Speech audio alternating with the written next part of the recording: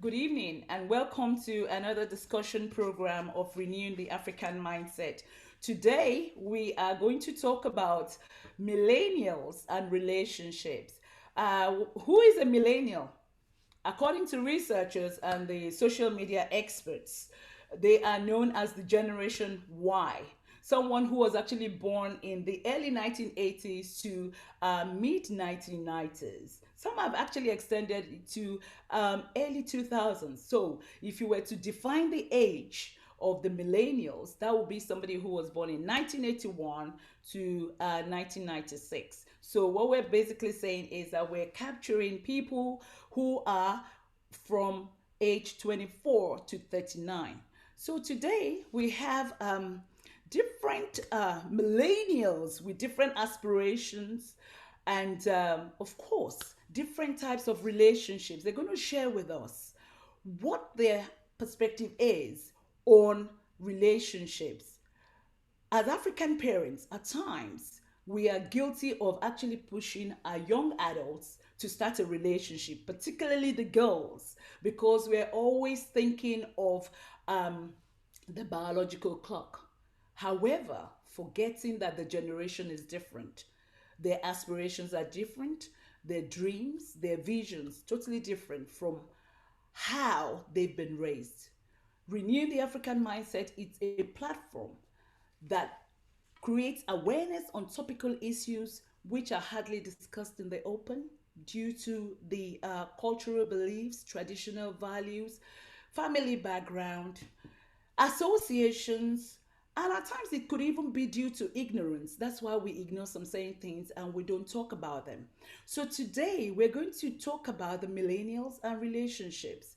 This is actually a platform where hopefully the parents would listen in to what the millennials are telling us about what they think of the type of relationships they want to have or they are into.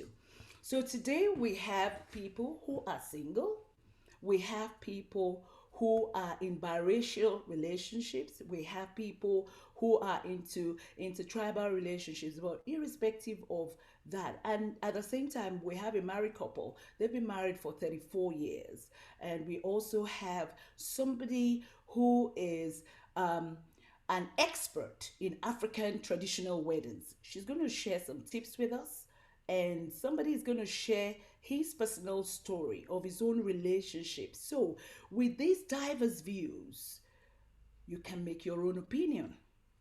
So, the first person I'm going to call to share with us his own view on what a relationship is Dami Olatui. Dami is a public speaker. He is the author of Damism, collection of his thoughts on personal and societal issues.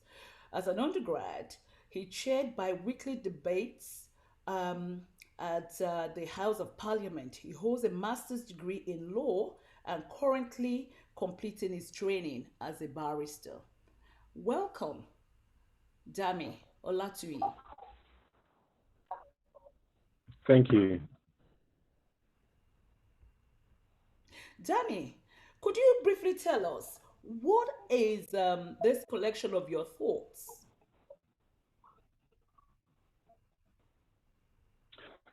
Well, I started out as a writer and I had lots of thought about different things, including political observations, philosophical meditations, and also my experiences with a relationship. Okay. Could you just adjust So your the connection books there? are a collection of the Danny, we'll hold it right there. Could you just adjust your things connection? and Could you adjust your connection, please?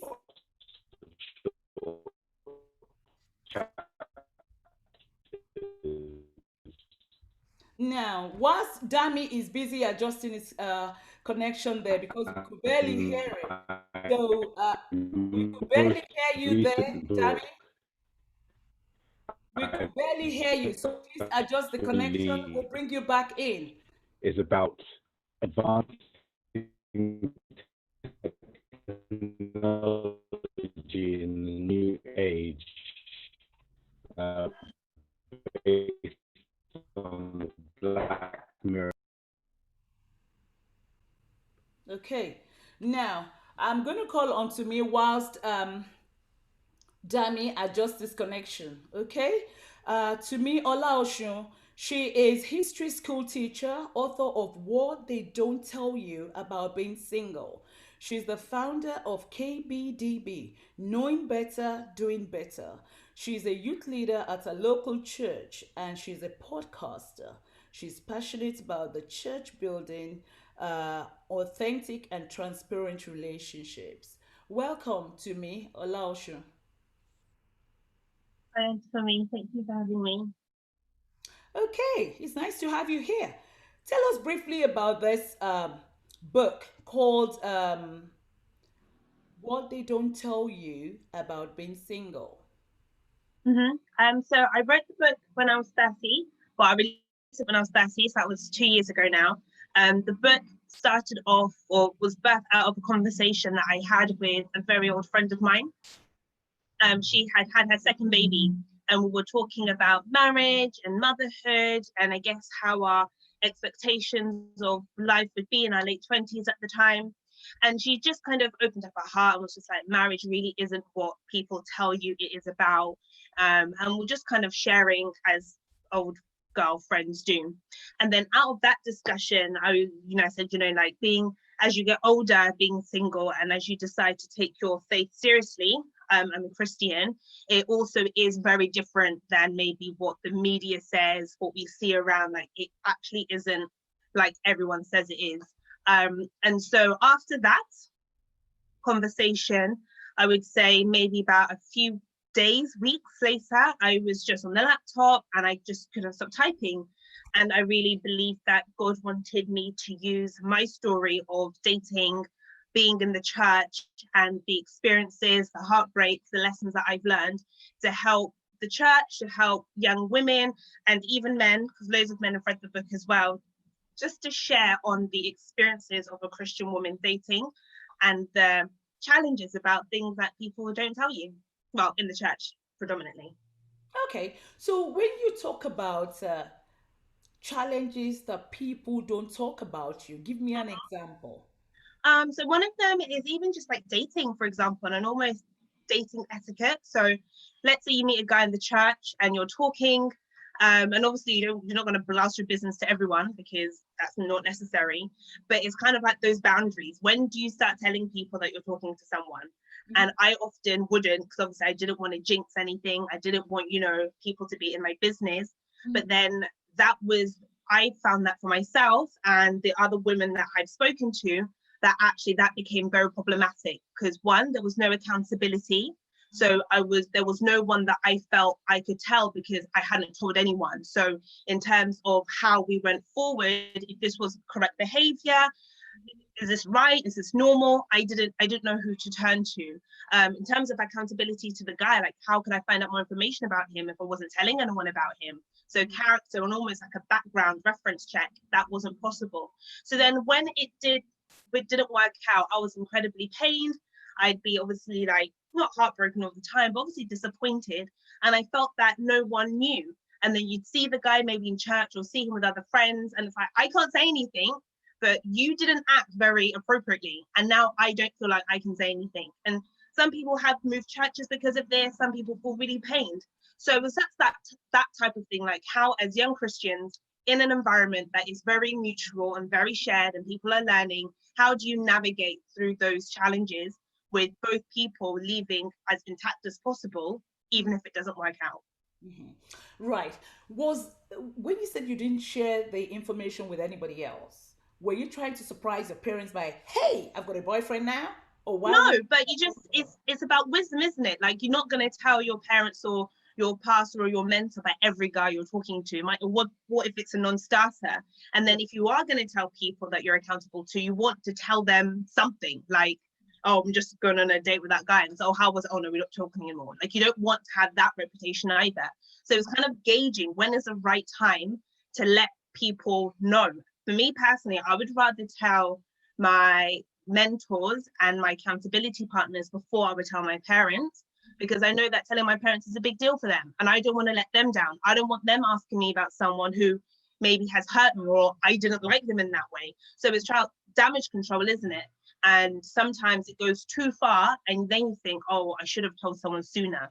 Maybe I was taken advantage of, or maybe actually I didn't handle the situation better. And if I had some wisdom, then I could have handled that interaction better. Right. So when you talk about accountability partner, Yeah. tell us what exactly does that mean?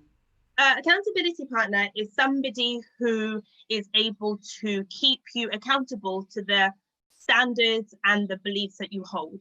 So as a Bible believing Christian, I don't believe in sex before marriage. So if I'm going on a date with a guy or I'm dating a guy and let's say we end up at his house, my accountability partner is going to know that, hey, I'm at his house. So it's not a case of, and then if it's getting late, hey, are you still at his house? How does what you're doing measure up to what you believe in?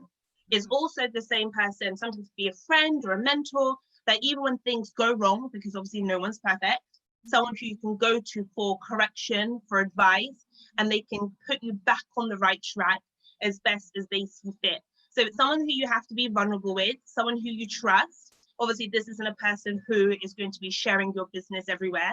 And if you are an accountability partner, you too must hold those same trusted values as well. Mhm. So what do you mean by transparent relationship? So I'll just speak within the church, for example. I think it can be very easy. Well, obviously we're not meeting now because of COVID, but it can be very easy to see people on Sunday or midweek service and say, how are you? I'm blessed and highly favored. How are you? Oh, I'm even more blessed and highly favored. And deep down, you're going through some really hard times. I went through some really hard times in my dating experience. And there were some key people who I could call and I would literally be in tears and say, this is really hard for me. I am not in a good place. And they could pray for me. They could cover me, they would reassure me, but also it meant that when they saw me in church on Sunday, we weren't having like surface level conversations. We might have it in church because it's not the place to go into it, but I knew that as well as growing spiritually, this place was helping me grow emotionally. And even with my career and everything wise, like it just wasn't a surface level thing. And I think there can be a space where, I mean, even with our social media generation, right? I saw a post actually yesterday and it said, oh, you always seem so happy on your feed. And the response was, what, am I supposed to be crying on my highlights? Like no one shows anything negative ever. Right. And we know that no one is 100% happy all the time. So if we cannot have spaces where we are vulnerable and when we can be transparent, where does the growth come in? Where does healing come in? Where do people get better? And I believe that should definitely start within the church because the church is for growth, the church is for building, the church is for healing. So I'm really big on relationships, platonic and otherwise, that definitely push that agenda. Okay. Thank you so much to me. We're going to come back to you. But one more question I'd like to ask you. You are definitely a Christian, so you wouldn't date anybody else unless the guy is a Christian. For me personally, I would not date someone thinking of marriage with someone who didn't share my Christian beliefs. No. Okay. Thank you for that. I'd like to bring back Dami. Dami, are you with us? Yes, is my connection any better? Oh dear. We'll try. Now, No better. it's slightly better. Okay. What's your impression about relationships? Well, I mean, I think relationships are good. I think they are opportunities to learn about yourself. So I think think that's how people should see them. Our partners are mirrors that we reflect ourselves through and from, and they're opportunities to find more about ourselves. And the idea is that eventually you find a really good mirror that you want to take with you to keep reflecting yourself off. Okay. I'm going to ask this direct question. Are you ready to settle down? Yes or no? I am. Why are you I ready? am, yes. Why are you ready to settle down? I think having someone who's, as I say, a good reflection of you Hmm. is a gift, and it's something to be highly valued. So to meet that person and to spend time with them, that can only be a good thing. So yes, I'm ready for that. Okay. So, what are your views when your parents keep on saying to you that you should settle down now? Would you, obviously, you're ready to settle down, so you don't have any reservations? Well, I mean, I I have reservations in that I'm not I don't feel in a rush to settle down. Right. Um I I don't feel that there's been too much pressure on me to settle down very quickly. Right. I think as I've got older, I'm now 27. So I think as I've got older over the last few years, I think that's a conversation that I've had more with my parents. Hmm. Um, but I feel like it's a good thing. And I think that my parents now start to think about that for me, and even try and help me in terms of refining the kind of person that I would want to share my life with. Right. You don't have any problems in that. Your parents trying to find you a life partner. You don't have any problems in them getting Well, they have different approaches. So my mother is more hands-on and my father is more hands-off. But still, I still think there's a distinct lack of actual pressure. right. And that's just my approach to it. Right. If they were trying to find me someone, then I would still think that was a good thing. Hmm. Um, because who would want to meet a good partner? Hmm. So I think I have friends who have parents who are actively looking for partners for them, and I think that's a good thing, because our parents can see things in us that we can't always see in ourselves.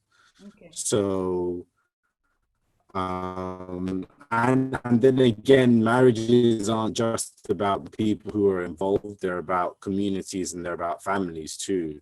Right. So, I think that's another aspect that that we should think about as well. All right then. So yeah, I think it's a good thing. Okay. If Thank. my parents were trying to do that, I'd be very excited.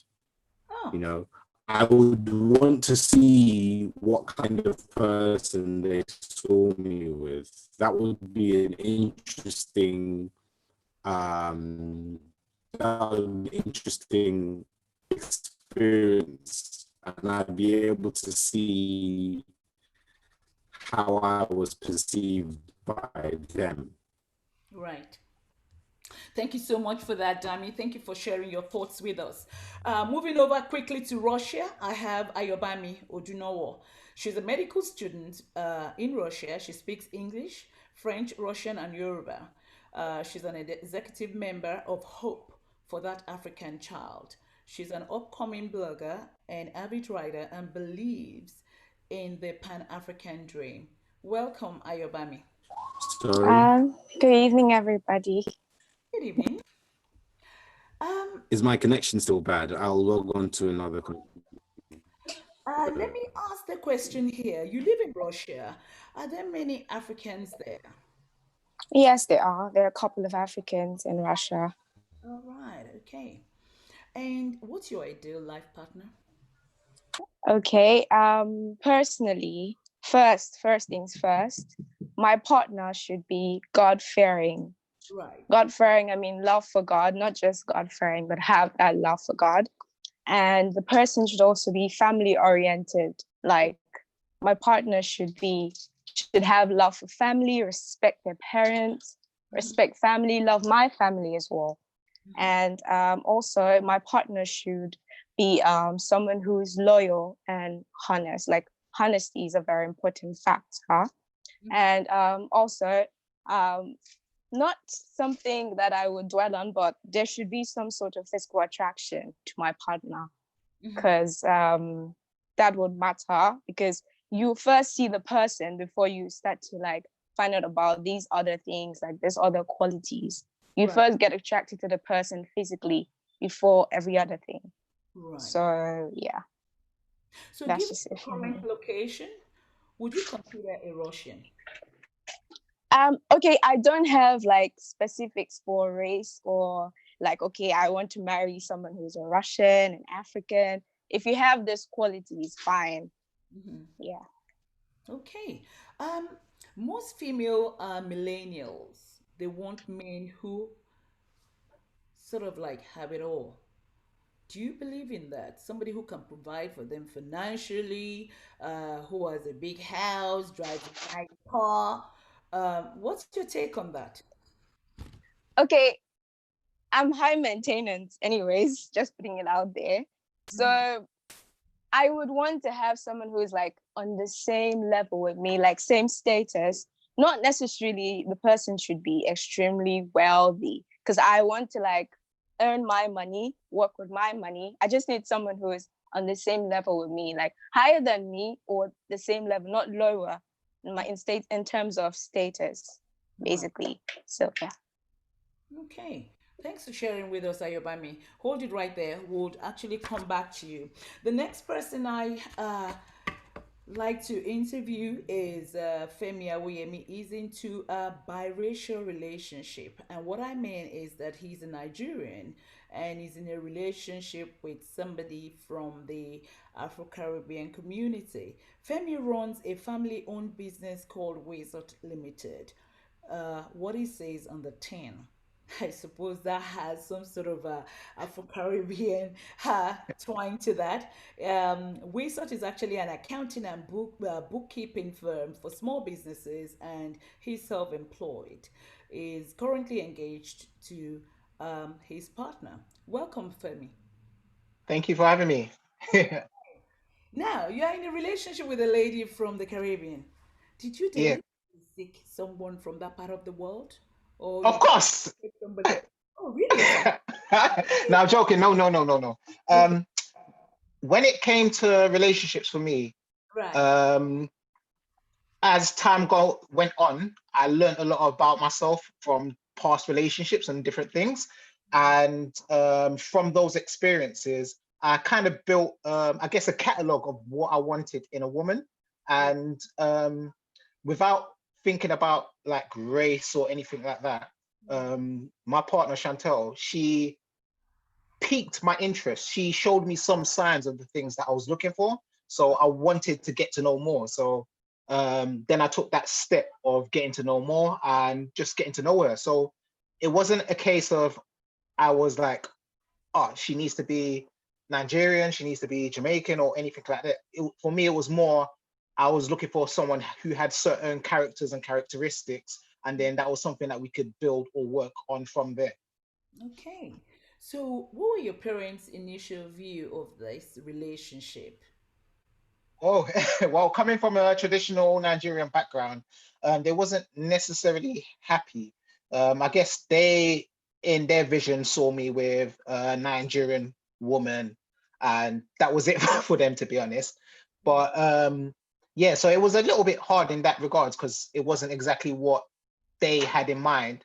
But over time and from speaking to them and things like that, they've come around to understand, and having met Chantal, they realized that this is actually an amazing woman. So yeah.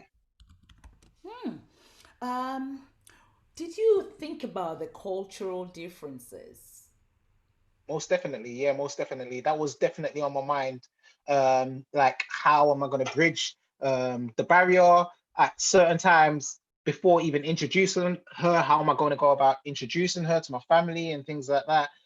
Making sure that I do everything in the correct sort of manner so that it's more of a smooth process. So I definitely had to think about our cultural differences. Like even though we're both Black or Afro-Caribbean, sort of from like the same sort of backgrounds in some sense, we have completely different cultures, and there's things that I definitely had to think about, like making sure that my partner Chantel, she was aware of some of the things to expect when meeting my family and my parents as well, not to be shocked by some of those things. Especially when you get some aunties coming in from somewhere saying, Yeah, yeah. yeah, So, definitely. yeah, thank you so much for that, Femi, No for problem. sharing that. We'll come back to you. May I also call on Temitope Ogunjimi? Temitope, she's an assistant clinical technologist at one of the top hospitals in the United Kingdom. She has a master's degree in medical physics. She enjoys cooking, reading, listening to music, and traveling. Hello, Temitope. Hi everyone. Can you hear me? Temitope, yes. Okay. What are your views on relationship?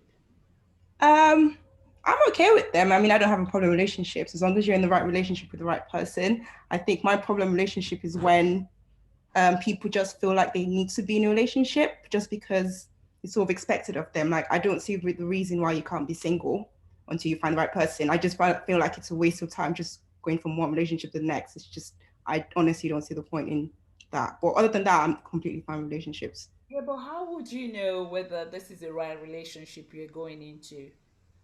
I think, I mean, personally for me, because you should have an idea of sort of like qualities you're looking for in a person.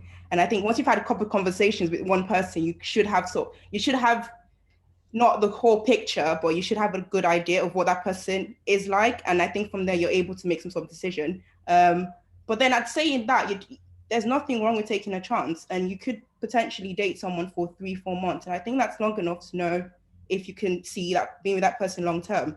So, I mean, 3 months and 4 months is a lot better than being with somebody for a year and realize, okay, this isn't working. That's an entire year of your life you wasted when you could have probably dated someone else within that time and, Yeah. started a life for yourself. So do you have some sort of checklist? Tick, tick. It's not really a checklist because I kind of agree with what Ayobami said in the sense that obviously you need to have physical attraction. That's as much as we like to, we all like to think we're not shallow people, but that's how you're gonna want to, based on your physical attraction. For me, I'll decide if I actually want to talk to you in the first place, and obviously probably how you approach me. The way you approach me will probably put me off, and I'm like, no, this isn't for me. But then, I mean, physical attraction. Once you've spoken to the person, had a conversation, if you kind of on the same vibe, like the energy you're getting as well, if you actually see that you can carry a conversation on with this person, that sort of motivates you to want to take you a bit further. But yeah, physical attraction, I need someone that's loyal, someone that's really nice, family oriented, because I big family, someone that also has a good relationship with their family as well, because at the end of the day, Yeah. ideally for me, I would like, once we do get together, I would like it to be one big family, and it's not an issue of, oh, your mom did this, that's also my mom. So that's, that's a big thing for me. Hmm. And obviously God fearing, definitely. Yeah. So Definitely vision. what's your take if your mom were to say, look, the time is going, I want you to get married by so and so age? How would you feel? Um, I mean, we've had this conversation multiple times. I feel like it's a constant conversation between us, but I think she's come to finally realize, I hope, or she's just, comes to finally realize that I'm just gonna do what I want to do, because I'm not necessarily, I wouldn't say not in a rush, but I mean, I don't see why I should get married if I'm not ready. Because Okay. at the end of the day, everything's gonna would happen when at the right time. Like I could potentially get married now. Like the thing with marriages is you could get married to anyone. If she Right. wants me to get married now, that's really easy. I could potentially get married to anyone, like right now. But I mean, if I'm not ready and I wouldn't say I'm not at a stage in my life where I can say I'm ready to commit to someone, because I'm not personally ready to do that yet. So I think when I get to a certain stage in my life and I'm like, okay, I'm ready to commit, then I would be happy to go ahead with it. But marriage it's really not that difficult, because you could potentially get married to anyone. So I think if she did ask me to get married now, we've had this conversation multiple times, and she understands. Like, I'm not washing, and she's just gonna have to deal with it. And probably pray to God that hopefully it happens soon. Right. Would you consider a man with a slightly different family background or faith? I think it depends on how different his family background is. Like, I'm not really bothered by faith, yes, because I would ideally like to marry a Christian guy. That's my goal. That's what I want. I just think it makes it a lot easier as well when the minute bring kids into the equation, it makes it a lot complicated. But if you're both on the same page from the start, like you're gonna raise your kids a certain way. Family background, no, not so much. I mean, it depends. Can you elaborate exactly what, like, a Well, scenario, like if it's from a divorced family or something like that? yeah, maybe from a polygamous family, maybe somebody from a lone parent family, maybe that's an example. Yeah, at the end of the day, it still depends on his relationship with family. I don't think that should be a huge factor because, I mean, like, we're not responsible for what our parents did, and I don't think we should fault other people for the decisions their parents have made. So if it's from a polygamous family, but he still gets along, you still get families where they're polygamous, but they are still quite close, and I think it just depends on the family dynamic. So, as opposed to the actual background, and just if it's just not something for you, you just realize this potentially doesn't really get along with his parents, or he doesn't get along with his siblings. Is that something you are happy to take on board as well? Yeah, so it's just things like that you look into. All So right. I wouldn't fault someone from coming from a divorced family. I would never do that. All right. Thank you so much for sharing that. Now, we have a gentleman from the United States who has actually joined us. He's just going to share his own personal experience or relationship with us. He's a psychiatric nurse. He previously worked in the media. He's been in the youth ministry of his local church for 13 years. He's a theology graduate and has an NGO called Victor King Initiative, which is focused on empowering youths in achieving their aspirations. Welcome, Victor O. King. Hi, everyone. Hello, Victor. Nice of you to have joined us. Thanks for accepting our invitation. Um, Now, briefly share with us what your role was as the leader of the youth ministry. Um, it is quite an interesting aspect of faith because this is the most sensitive part of every young believer, and for the parents, larger part of our grown adults where had an encounter sometimes in their life, and then they got converted and got introduced to what the dynamics of faith is. But to this generation, larger part of us are born in church, and it's easily assumed that you know it all, you know God, and it's almost a difficult process trying to differentiate between the family religion and then the encounter with Christ. And growing up, you begin to see that there's so much conflicting information, peer pressures, school, science, and it's so much conflicting. And being in the youth ministry, you get to be the answer to larger part of the question, not answering the question, but be the answer, getting to the practical, expressions of what the biblical concept of faith is when it comes to career, relationship. It's quite interesting. So, you're responsible for the youths in the church. Practically. So, what kind of issues will they bring to you? Oh wow. Just give us Every one or two examples. issues about relationship Right, seems to be like the 98%. right. And it's so sensitive when you're trying to guide somebody as a person, trying to guide people look up to you. And then just forget the fact that we are in the same boat. Right. And it's more challenging when as people comes with questions they can't even ask their parent. One of the the dysfunctionality of African parenthood is that there's so much raise us with this respect that constitute into fear that the kids can't even ask questions. I'll give you an example. I was born in church. I was born in the village of God, and I was in 200 level before I find out how a woman, the process of childbirth. Right. I asked my mother when I was in high school, and she said, "Shut up. You don't have to know that." So you see, people come to church asking say questions now when they are in it. Ask questions about relationship when they are already in it. Right. And they can't even confide in parents. Now, who they are asking is in the same boat with them, and we just deal with all of this. People don't seem to have a problem with career. Relationship is like 98%. Right. So briefly tell us about your relationship. Right. I would not want to say unfortunately. Like I said, grew up in church and was privileged to attain to leadership based on the interest to know God and know the things of God, and I was fully involved in different departments. So I found myself in leadership. Now this is a call for responsibility, especially from an African church, where as a leader you have to be a superhuman. And they just don't expect you to have flaws. And I get to a point in my ministry where the leadership of the church just feel like I don't have a choice. Now, I never had this pressure from parents about go and marry. I never had it. But I had a lot of pressure from the ministry because of my office, because of my involvement with ministry. They get to a point where it's like, you have to be married. Now, being in leadership, there's a sense of responsibility. Like, now I'm sitting down, like, what do I do?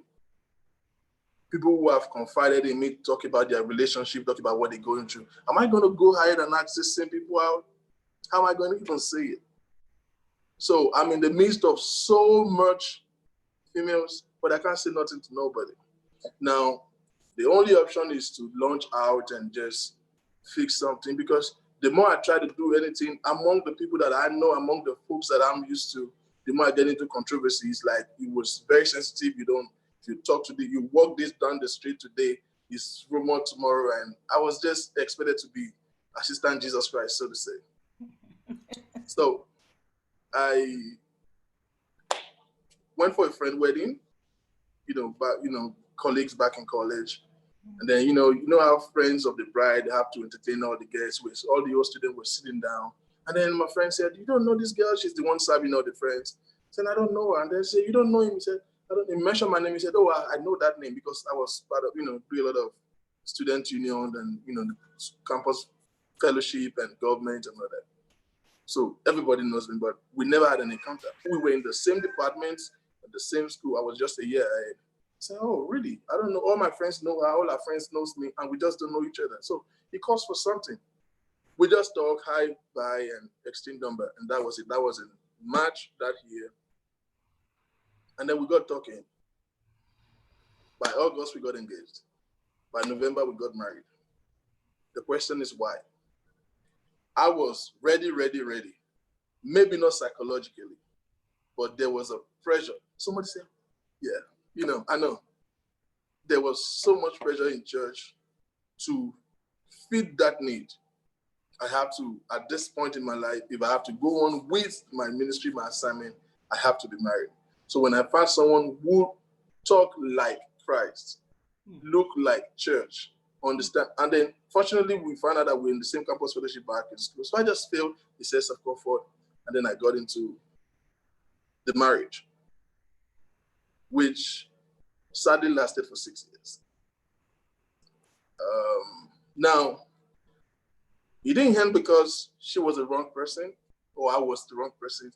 It ended up because there are two strangers in a marriage, two complete strangers. Now, I like to say something real quick. It's always a misconception in faith that once you pray about it, you feel like automatically it has to work. It is a wrong ideology. It's not scripturally rooted.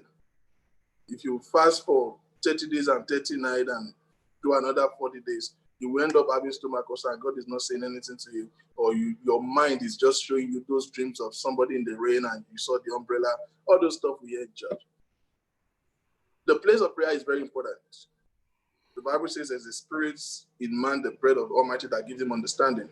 God inspiring you in doing works. But you see, the fact that you were convinced that this is God's will does not establish the fact that hiccups will not be. It doesn't at all. At all. And those are the things that I face. And, we did a lot of counseling, especially with, as a matter of fact, my counseling doesn't even look like every other counseling. It's difficult to counsel somebody who have been counseling relationship. So they just think I know it all. So many of the things that I should taught or talked about were just keep. It's Victor, he knows it. And we get into marriage, and just 2 months into it, we just begin to find out who we are. We just begin to find out surprises. Now, one of the things that was wrong is that I was born in church, I was involved, but there was a time in between this period of my life where I was out of the folks. I've been there, done that. I was really into the social environment. Now, when responsibility and God caught up with me and I get involved, with God so much, it doesn't change the human being in me. Now, I felt when ladies get to a certain age where they feel like, oh, now mother is putting pressures, now I want to settle down, I think I'm ready. And then they find a man, they just conform. Women have the ability to reprogram and redirect themselves into what will be suitable for the available guy. And then we get into marriage and I just look like a different species of being. Now, Victor King on the pulpit is different from the one in the bedroom. Right. And that was a misrepresentation. So when I see something that looks so vague, and then I have some things that I think it should go with, things that I would love to do, I think that she's just surprised that it's coming from my mouth. So it was a lot of, and we deal with those differences. Now, it's very normal that in the first maybe 1-2 years, some people get over it in 6 months. They call it the process of integrations, where you are infusing policies of each other. Some you will bend to, some he will bend to, vice versa, and then you can now reach a synergy and then, have a smooth run there. Mm-hmm. Now, this is the problem. I was perceived to be superhuman, and I perceive myself to be like, I know it. When you read all the books, all the expertise you've done, you attend all the conferences, and I have a whole folder of certificate of conference. And then get into it. I don't care how much you learn. Marriage is, somebody said to me, marriage is the only school where every other school, you get into the school, you study it, and then you graduate, and then you'll be certified. Marriage, you get into it, you get certificate first before you do the study. It's a little bit different. So now, we already got a certificate by the wedding, and now the study. It doesn't matter what lesson you've learned, what experience you've got, you still have to come here and learn. Now, this is somebody going to marriage feeling like, I know it all already. And another person coming into it, assuming he know it all. So there was much push, more focus, more on just me. She just wants me to be the person. And I'm feeling like, no, this is us. This is what we should do. A lot of crises, and then kids' wedding coming. We have another crisis of, trying to pray to God for the fruit of the womb. Lasted for another 4 years of it. And then, pressures, and then moving to another country, the district. And we just get to a point where we realize that we got it wrong. I personally feel that I think I was not psychologically ready. I got married to fit the need of the church. Right. It was wrong. Outrightly wrong. And so many times we don't know when we do this stuff. Somebody said something the other time. I think to me said it that it is easy to get married.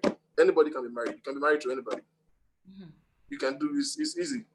But it's a different thing to seek to have a husband and then seek to have a man. So many ladies want to have, I want to be married. So all you care for is to be married. Once that vision is accomplished, then the questions, the reality setting face you every day. Right. We feed the need of certain pressures, because I think I'm in this position. Oh, now I have a good job. I have this sense. The next thing we feel like is an order. Once you graduate, you get a job, settle down, marry. It doesn't apply that way sometimes. So I think I just saw the boss. would you say that's what most women look for, or it's the same for everyone? I mean, some people are fortunate to get it right. I wouldn't say it applies to everybody, but coming from, there are two things that has been a major deterrent to marriage: culture and religion. Right. Culture and religion has been a major factor. And we seems to mix it up. Sometimes, if care is not taken, you can begin to establish a scriptural basis to it, which is actually not true. Mm. Now, in a typical church environment, we feel like there's this thing that tells we've been taught about it. Once you get to a certain age, even if you are not, you know what you did, you started getting calls from your youth pastor, your pastor's wife, and then they begin to ask you questions. Now you graduated, you get a job, what next? Of course, you already know what is on their mind. We have not seen in like, what is anybody coming? Is anybody not talking? Those things are a psychological effect that begins to send a message to your subconsciousness that you feel like if you're not careful, you don't know what you're doing. You begin to feel as if you are failing in life. And now you want to fit that need. You want to give an answer to those questions. Now, negating every other reality. So when somebody shows up, it doesn't matter those 20, 30 lists you already put down. Now you want to take a little chill. And, now it's the man shows. The question now is not who is he. The question is, I need to fit this need. And then our culture, of course, parents. I've got to talk to a lady recently who says she's doing well. She has a good job, she's into IT, and now she's doing well and she wants to move out of her parents' house to be on her own and have her own house, and she already drive her own car. And the mother said, no, you can't have your own house. You have to live with us until you get married. The ideology is that a lady that is living by herself is perceived differently by men. It won't make they feel like she'll become unapproachable and all of those. And you would not have an idea of things that culture can actually influence. Some people just been limited their options to, I have to marry a Yoruba man because, our culture and all of those things. When I was getting married, when the first day I show up with my in-laws, I speak fluent Yoruba. I was born in Lagos, but I'm not a Yoruba person. So I greeted, I do all those Yoruba culture things, the Dobali and all of that. And then the man just, out of curiosity, asked me, where are you from? And I said, I'm from Edo State. She looked at me and said, Omo Yibo. To him, that is a no, like, no, not here, not this place. Yeah. It took a lot of time for, the wife to not say, no, at least you speak Yoruba.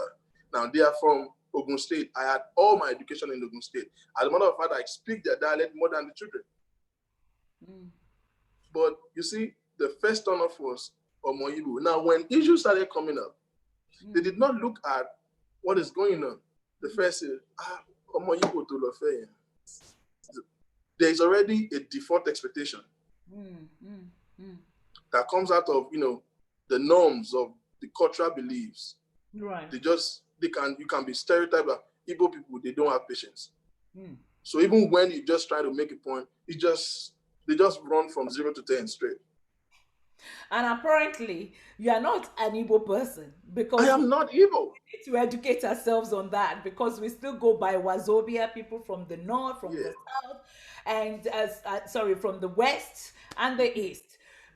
You see, you mentioned something that within a short period of time, you could tell that you were like chalk and cheese.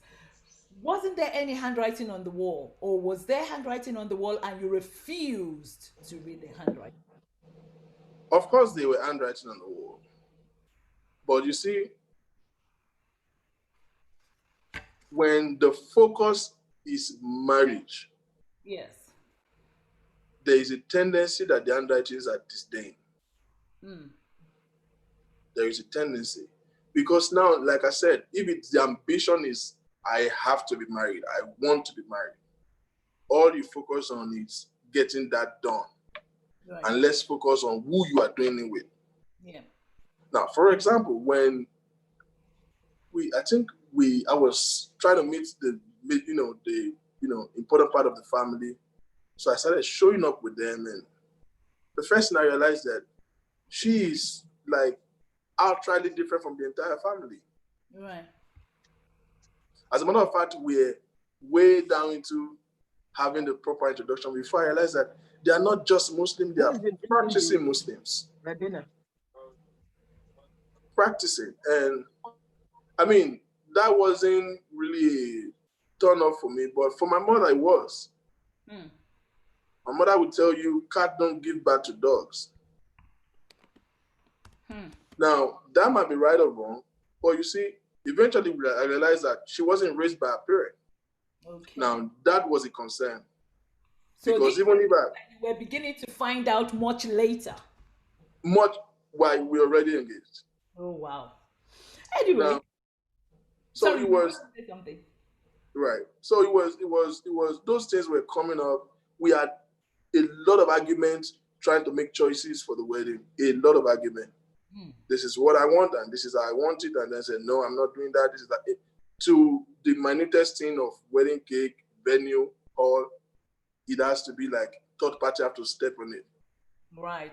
Let's hold it right there because there's going to be a follow up to this discussion, which is going to be on millennials and African weddings. And we're going to bring you back so that you can share in detail what Right. you started talking. Thank you so much for sharing your story with us. Very much appreciated.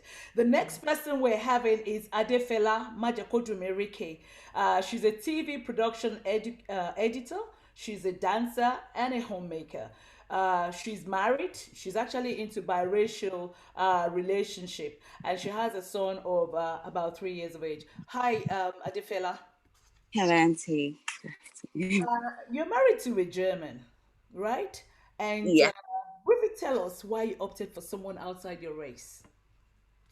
Um, it wasn't, I mean, to be honest with you, it wasn't, that I was looking, for someone outside my race or anything, but it just so happened that, I met this guy, we had a lot in common and, fell in love and, just, the story just starts from there really. And yeah, but it wasn't something that I'm very open, very open-minded. I have dated someone in the past that wasn't of the same religion as me, and actually of no religion, an atheist.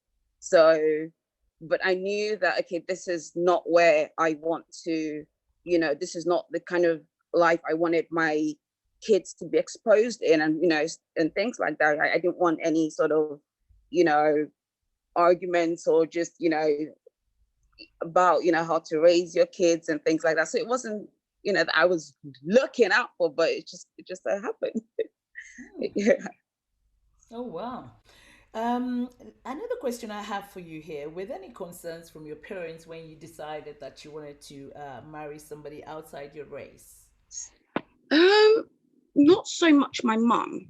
No, not so much my mum. My mum was, she's very open, and as long as I'm happy, as long as I find someone that is in a certain way, is God-fearing and is connected, spiritually to God and things like that. So my mom was, very, very fine with everything from the get-go.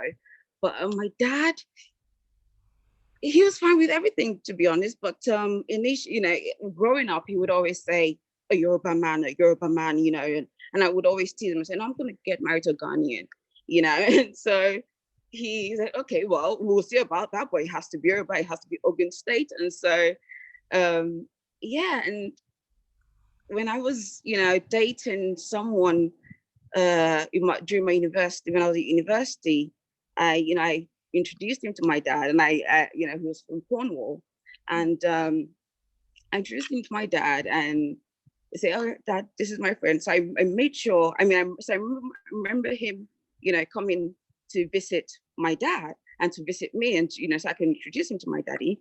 And then I remember running into the house and say, Daddy, be nice, please, you know.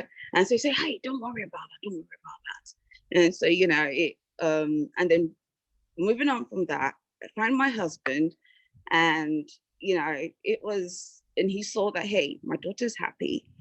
She loves this guy, they're in love, you know, and and so much, I mean, I guess a worry for my parents and myself to begin with actually was, you know, my health and things like that. And so finding someone that was very, very open, you know, and wanting to know more about me, because essentially that's, you know, dating me or being with me, that's going to be part of his life. And so that was a very, very big thing for my parents and my dad and my mom. And so, you know, they were very, very fine with it, you know, in the end. So, yeah. So, what advice would you give to someone considering marrying outside their race or from a different culture? I would say be open-minded, you know, don't, I mean, don't, of course, have your checklist, or of course have a list, and, you know, of course have your preference, you know, but at the same time, you can just down the line meet someone that you never even, you know, a year ago or 2 years before, you never even thought, okay, yeah, I would, you know, be with someone that isn't of the same race as me. And so I would say be open-minded, um, you know, be accepting of, you know, cultures and wanting, and, you know, just sort of have that part of you that just wants to explore, and have that part of you that just wants to learn more about, you know, cultures and, you know, anything really. And you know, that, because at the end of the day, it's not just, you know, you're marrying into the culture, you're marrying into the family, you're marrying into, you know, so it's, I mean, the food, and, you know, and at the same time, the food as well. Like, I am very, very big on my food, you know, and so it has to, you know, so it was something that, okay, will he accept, you know, I mean, would I be able to, I mean, so yeah, so would he accept, you know, my kind of culture, my food, you know, the So basically, just trying to find the balance. yes, yes, Exactly. exactly. And so it was it's just be open-minded really, and just, you know, be accepting of people, culture. um yes, you don't have to date from your, you know, religion, or you might, you know. And so a big part as well was having to find someone, for me personally, having to find someone that, even if he wasn't, even if you didn't have that spiritual background, you know, as a Christian. Because initially, you know, when I was a lot younger, I was like, oh, you know, it's fine, I can date anyone, and, you know, I could change them. No, you know, it wouldn't. I mean, it's a good idea, and, you know, okay, yeah, I could change someone, but it never ever happens. And so thank God I found someone that was very, very open, and not only did, you know, I found out that his father, when I met his dad, I found out that his father had always, you know, prayed that, you know, his son sort of, you know, at some point in his life, you know, try to get to know God, and try to get to spiritual.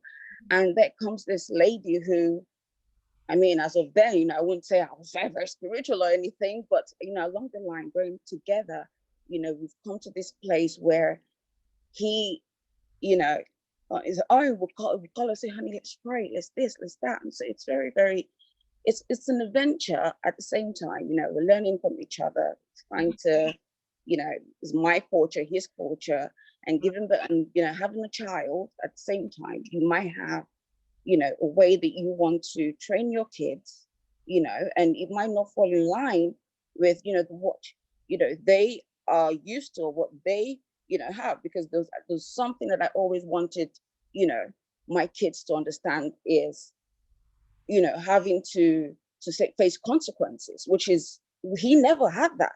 You know, he did something and, oh yeah, no, it's fine. And so that was the main problem that, you know, that I sort of encountered in the beginning. And so, but now we're on the same page as that, we've got a child and we make sure that, okay, we're basically going to train a leader of tomorrow. So, so knowing consequences and things like that. So yeah, it's just being open-minded and, know what you want, be determined, and yeah. All right. Thank you so much, Fela. The next person is Sarah Fawibe. She's history graduate. She's starting a master's in law. She's also a weed connoisseur. She loves to read and talk about politics as well as law. She enjoys traveling and eating good food. Hello, Sarah. How are you? Hello, I'm unmuted now. Thank you for the introduction. It sounded so fancy. Thank Oh, you. yeah. So, what's this weed connoisseur? What does that mean? So I started a business in November and I currently have my natural hair out because I'm loving my natural hair at the moment, but I look after wigs. I revive them, dye them. I love all things extensions. Right. Yes. Sorry, you can continue talking. I think we just had a slight disruption there. No, that's it. I said I love all things Mm-hmm. constructing wigs, looking after them, just making people feel very good about themselves and making them feel and look good. Right, good. Now, you seem to have a very busy life. Who is your ideal partner? My ideal partner is somebody that is patient. I need somebody that is very patient with me because I'm a last born, so a lot of things have been done for me and I'm working my way through the real world because I'm only 22. So somebody that is patient, understanding, caring. The list is quite long, if I'm being very honest with you. I have a long list and I have a long list because before it was just somebody that maybe showed me attention and I've realized that the list needs to be added to daily as I understand who I am. Right. Yeah. So you have this long checklist, and if anybody doesn't sort of like tick tick tick, then that's an X. Is that what you're saying? Yeah. I think from the first conversation with quite a few people, you would realize I ask a lot of questions. Let me rephrase. I ask a lot of questions to people because I like to understand who they are. I don't wait for people to tell me. And I do always mention to people that I'm sorry if I'm asking too many questions, but I want to know. I ask the questions, I get the answers, and there's stages, there's rounds. If you don't make it to the next round, like in a game show, then Ooh. I'm Okay. single, by the way, so don't really take what I'm saying as the best advice or anything like that. So yeah. Okay. Um, does this partner, does he have to be more successful than you are? He doesn't have to be more successful, but I definitely look for somebody who is successful and somebody that I can learn a lot from. I like to learn and I like to speak about, like I said, politics, law, what's going on, current affairs. So I like somebody that is not only clued up, but has their own drive, determination, etc. So the person has to share your passion or not? No, I actually like people that are doing something completely different. I was speaking to / dating somebody that was an engineer and I learned a lot about coding. I didn't know anything about it. The conversations were quite hard because it required me to use my brain and understand things that I don't understand. So no, it doesn't need to be the same line whatsoever. Oh, uh, whilst I was researching this topic, somebody came up with an expression, fresh. Have you heard of that expression called fresh? It depends the I know. Fresh. Fresh in terms of somebody was saying that they would rather date somebody who is Oh, as okay. yeah. Okay. So possibly speaking about culture, somebody that is in tune with their culture more so than maybe a westernized person that's been brought up in this country. I would agree with that. I would prefer somebody that is been brought up or has lived in Nigeria, actually. I wouldn't use the word fresh because I just don't like that Yeah. term. But I would prefer somebody that has been brought up in, grew up in, or possibly schooled in Nigeria as opposed to somebody here. Really? Why is that? Because I was brought up here. My mum didn't enforce us to speak Yoruba at all. She spoke it to us, so I understand it, but I don't know how to speak it. And I would enjoy somebody who could teach me more about the culture. Although I know a lot and I'm in tune with it, I would prefer somebody who could actually teach me a lot. All right. Okay. Thank you, Sarah. Our next panelist is Etim Essien. Etim, okay, you're in the car. Hopefully, you're not driving. Etim is the CEO of Exclusive Media. He actually makes exclusive films. He has a passion for creating content, is into web design, social media marketing, and he loves to play football. He's a health enthusiast who loves to make his environment the gym. Is Christian centered family man. Welcome, Etim.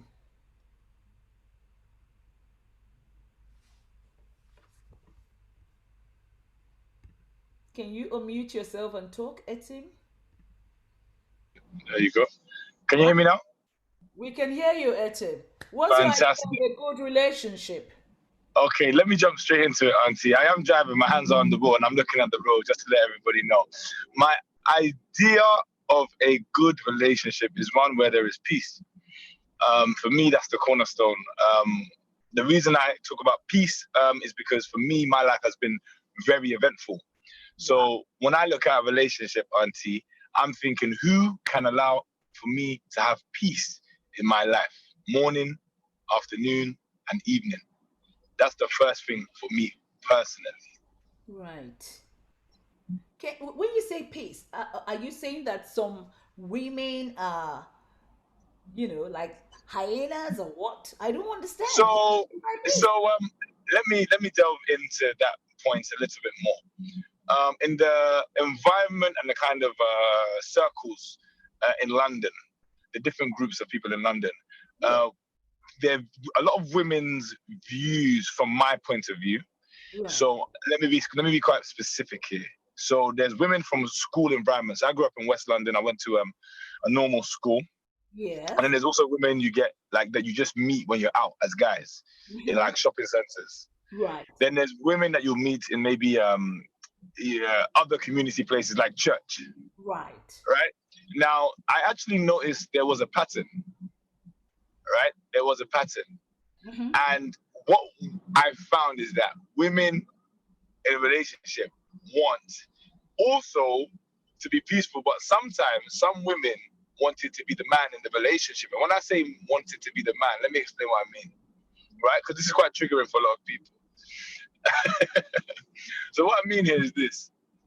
A lot of women want sometimes the man to be quiet and they want to do things the way that they want to do it, Mm-hmm. right? And this is through different conversations that I've had with different people.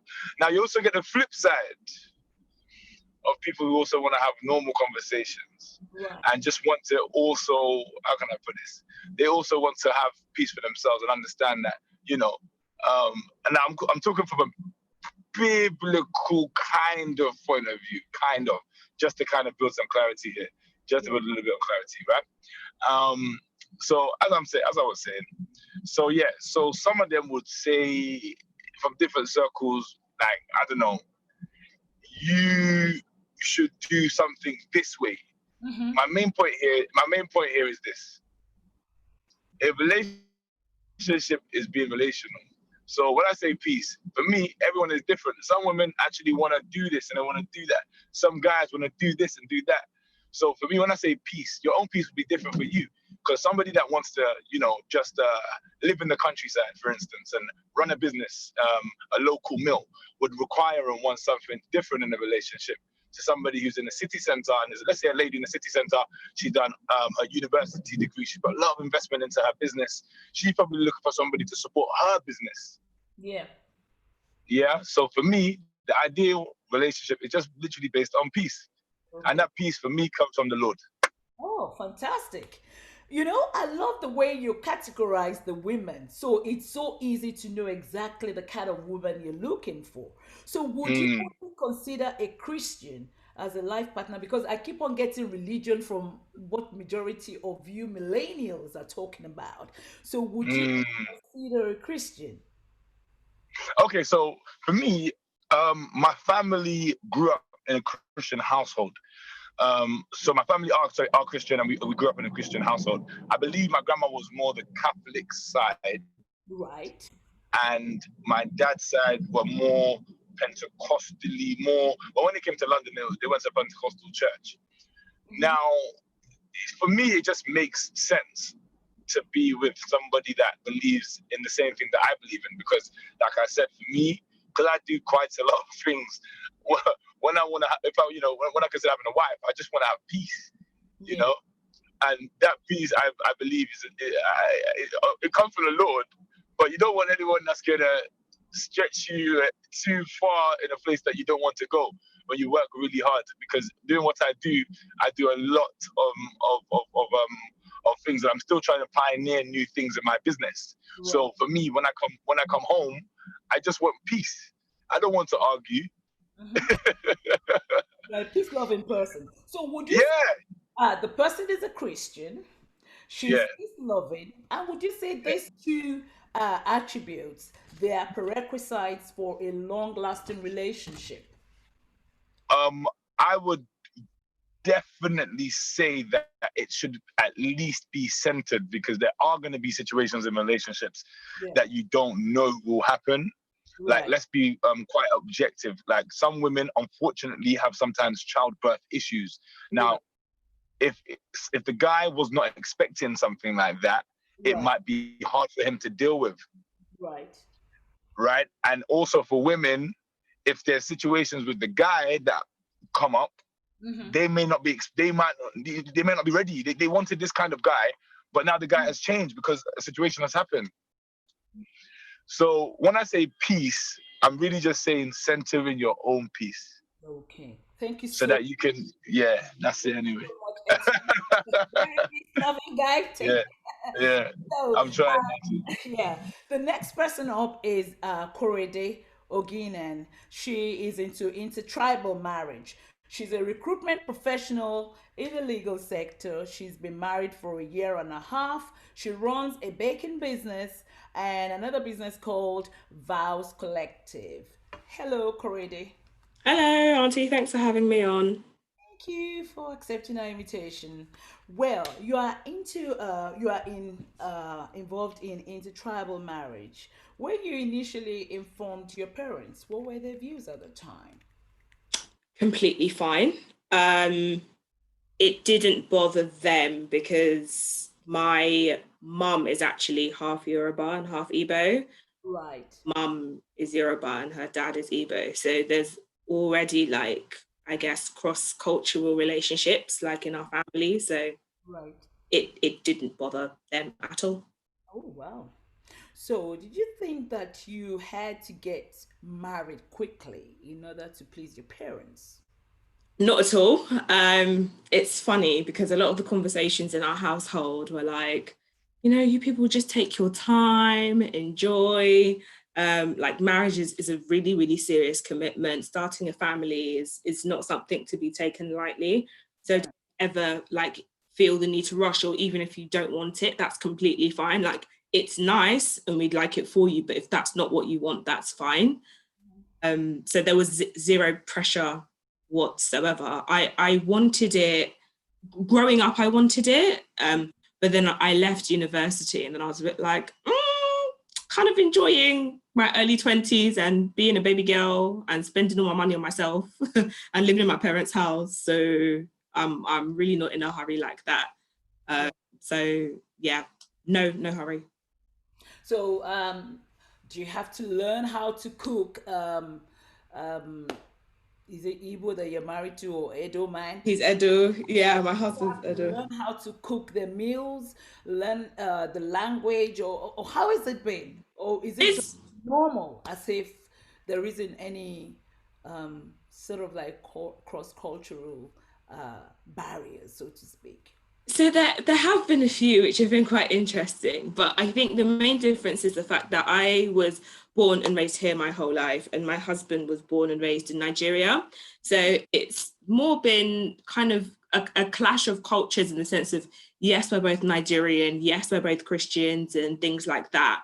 But even though we're from the same country, just the fact that our upbringings have been completely different has meant that there are things that we don't agree with at times, and we understand and respect each other's views and perspective on different topics. But in terms of things like food and things like that, I didn't cook. when I was living in my mum's house. And Ooh. I learned to cook when I got married. That is what YouTube is for.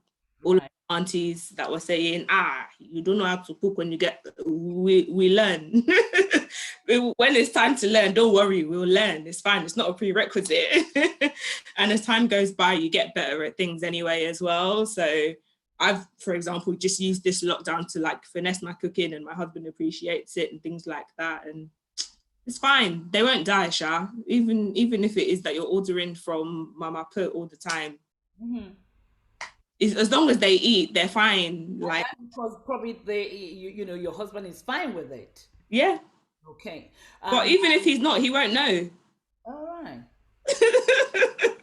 Now he does. So, the thing is that I want to ask you, any tips you want to give to other millennials out there considering intertribal marriage or relationship? Sure. I think Adefola said it very well. Be very open-minded. I was listening in on a few people, and it's just interesting to like hear what people's prereqs are and what they're looking for and what they're interested in.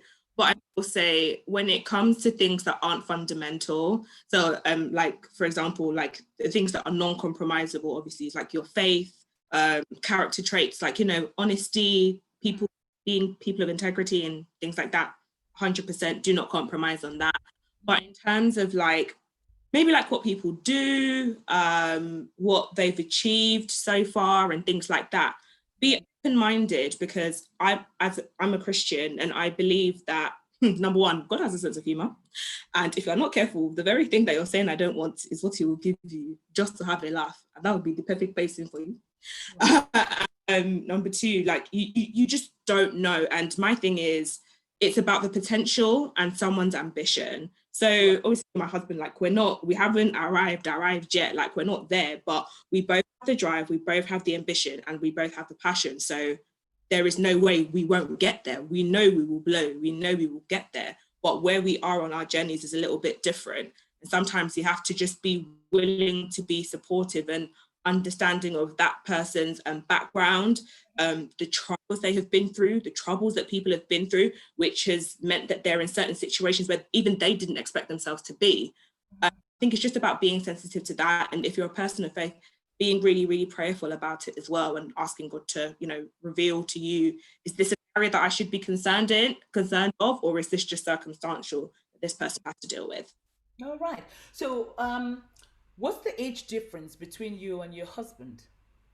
6 years. He's 6 years older than me. All right. Good. Fantastic. Yeah. Thank you so much for sharing with us. Thanks. The next person I'm going to call on is Mrs. Yinka Emmanuel. She's an assistant pastor. She holds a degree in psychology with social science. She's a practitioner in African traditional wedding engagements, and she's been doing the business for 17 years. In fact, when some people saw her name, it was like, Auntie, I hope you are not trying to pair us up. But hey, the next session after this one is going to be on traditional engagement, and she's going to feature there, and we'll say more about that later. Welcome, Mrs. Emmanuel. Thank you very much, Stephanie. Right.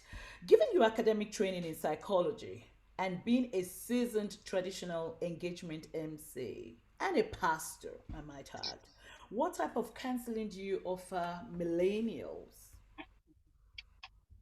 Thank you very much. Hello, everyone. It's lovely to be here. Like Nancy said, I did psychology with social science in university. I'm working in one of the government organizations, but my passion is traditional wedding. I want to just encourage the millennials, and I'm so happy about all the things that we've been hearing from the beginning. One thing, advice that I always give to people when it comes to traditional wedding or marriage in general, I've been married for 23 years to my husband, who is also a pastor. And one advice that I would give that is very, very crucial is, I think Tumi said it, Ayobami said it, Temitope said it, Kurede said it, Adefela also said the same thing. When it comes to looking for a life partner, we cannot take God away from that. It's very, very important. I married my husband at the age of 24. And I want to say my mother encouraged me to marry my husband. And sometimes if your parents are God-fearing, sometimes it's good to run things through them. I had a guy that I felt like looks like the right person, but my husband came, the two of them came at the same time. But trust mothers. But because she's already told me to be open, and I ran it through my mom, and she's like, I think I like this Tunde guy. And the other guy looks like someone, even though he looks like the kind of person you want to marry, someone that has a good job, he's a lawyer, he's this, and my husband that I married, he's an engineer. But there's something that wasn't right. So I want to encourage the millennials. Sometimes our parents see what we don't see. Apart from having a God-fearing person, we also need to look out for signs because you are in love sometimes. You might not see those signs. And when my mom said that word, I tend to listen to her. Do you know the guy that I was thinking of marrying, that Femi guy, got married 6 months down the line? And I was so happy I listened to my mother. So I'll go back to my first point of God fearing. I made up my mind as a child of God that no man is going to sleep with me until I get married. And if I had given myself to that guy, he would have used me or maybe get pregnant for him. And he didn't love me. His girlfriend just went on service, youth service, national youth service. And he was just looking for a girl to mess around with.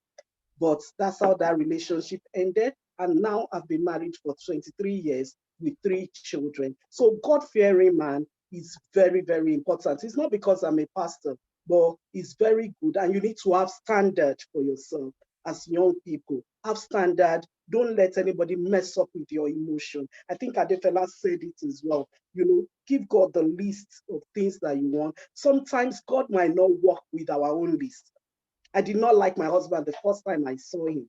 I liked someone else. But thank God for my mother. So sometimes our mothers are very good. But if you know that you have a mother that is not very godly, because I won't lie to you, doing traditional wedding for 17 years, I've met a lot of parents. Some parents are not really a good example, if I can put it like that. So if you know your mother or your parents are God-fearing, and they can sometimes direct you, not force us, but they can sometimes lead you in the right path. So I don't know if that answers the question. I have a question for you. In fact, the panel, the young millennials, I wasn't sure of their faith, so they were picked randomly.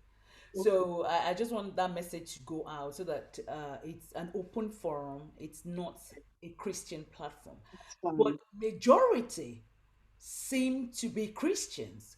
So Mm, would you not say at times the role of the worship center can put pressure on the millennials that they now tend to go mm.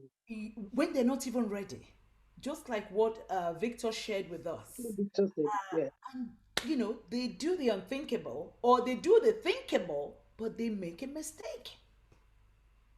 I think I totally agree with Victor. When he was talking, I'm like, wow, this is really loaded. I had so many things with him when he was talking. It's true what he went through, but sometimes I made up my mind, or we made up our mind in our parish. I'm not going to put anybody under pressure. And sometimes it's common in church. You see all the aunties jokingly, and they don't mean any harm. They will just, when are we going to do the ashrevi now? When are you going to get married? Especially if they're over 25 or 28 or 30. And sometimes what we don't know is we're putting them under pressure. I just want to encourage the millennials. Don't let anybody put you under pressure. You don't want to have a broken marriage. Don't let anybody put you under pressure. Take your time when you are ready, when you are sure. That is when I think we should go for it. It is possible. What Victor said is possible and is correct. And I think nowadays the adults should be told, and that's why I thank God. Well, it's not a Christian thing, but sorry, don't mind me. It's just an unconscious word, that we're doing this. And I think more parents should come on board.